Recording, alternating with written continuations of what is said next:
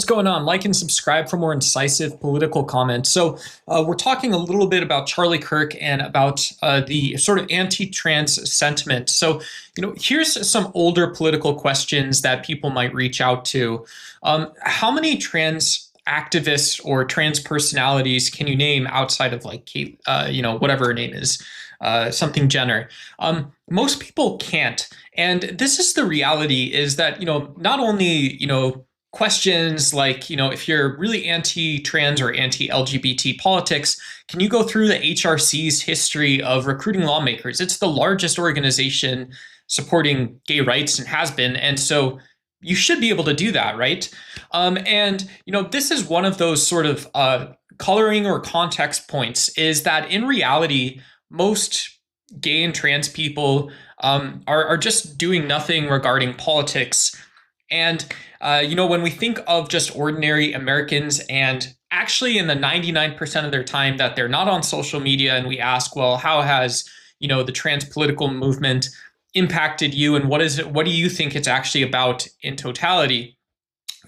Most Americans, I don't think would have a really solid answer. And that's right, because it actually is very complicated. There's just for the legacy of Charlie Kirk, I've mentioned it's so amazing that Charlie encouraged people to get out on college campuses, have public discussions.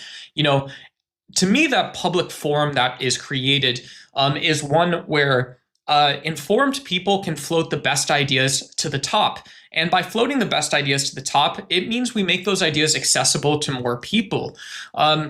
Being informed is something that doesn't really go out of style. And in my opinion, I think it is a perfectly acceptable political belief to say that, well, people who support progressive politics would say that, someone like Stewart Rhodes is somewhat emblematic of the right-wing movement. He's someone who set up a weapons cache for January 6th and ended up in prison, a militia leader who did this and was pardoned by Donald Trump.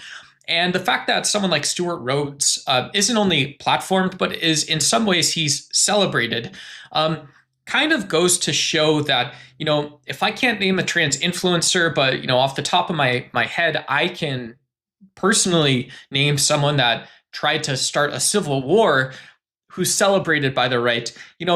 This does sort of lower that political dialogue, and it's not really clear how we get back to sort of compass north, where again, the best ideas are going out to the most people who want to engage with the issues. Thank you.